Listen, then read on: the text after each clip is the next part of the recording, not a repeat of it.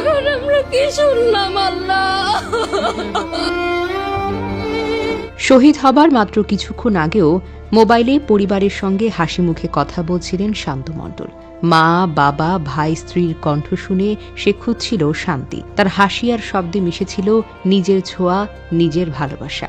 কিন্তু কেউ জানত না এই আলাপ হবে শান্তর শেষ কথা। বাংলাদেশি সেনা কর্মকর্তা শান্ত মণ্ডল জাতিসংঘ শান্তিরক্ষা মিশনে সুদানের মাটিতে দায়িত্ব পালনকালে হঠাৎ বিদ্রোহীদের হামলায় শহীদ হন।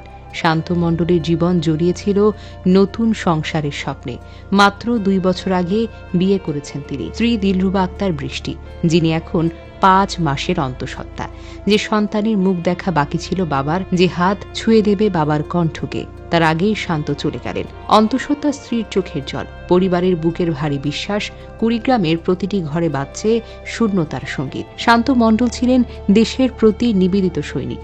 যোগ দিয়েছেন 2018 সালে বাংলাদেশ সেনাবাহিনীতে। দেশের মায়া, কর্তব্যবোধ ও মানবতার প্রতি দায়বদ্ধতায় চলতি বছরের নভেম্বরে পাড়ি জমিয়েছিলেন সুদানে, জাতিসংঘ শান্তিরক্ষা মিশনে। দেশের জন্য নিজের জীবনকে উৎসর্গ করেছেন। তার সাহসিকতা আজ আমাদের গর্ব। শান্তির মৃত্যু কেবল পরিবারকে নয়, পুরো কুড়িগ্রামকে কাঁদিয়েছে। রাজারহাটের প্রতিটি ঘর ভারী, স্বজনরা দিশেহারা, কান্নার ঢেউ চলছেই চলছে। প্রতিবেশী, বন্ধু, আত্মীয় সবাই একসাথে শোকের মাতম করছে। মা বারবার মূর্ছা যাচ্ছেন, স্ত্রীর চোখে পানি, বুকটা ভারী। প্রতিটি মানুষের হৃদয় যেন কেঁপে উঠছে।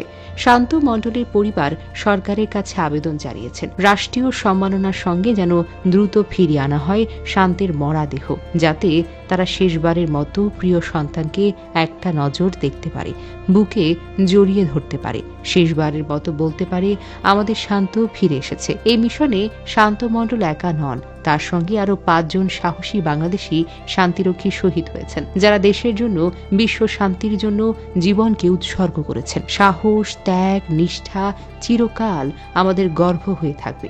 আজ আমরা শুধু তাদেরকে স্মরণ করি না, আমরা প্রার্থনা করি আল্লাহ তাদের কবরে শান্তি দান করুন, পরিবার স্বজনদের শক্তি দিন, দেশ ও জাতিকে শান্তি রক্ষার জন্য তাদের আত্মত্যাগকে চিরকাল সম্মানিত করুন। শান্ত মণ্ডল আমাদের কুড়িগ্রামের সন্তান, দেশের বীর।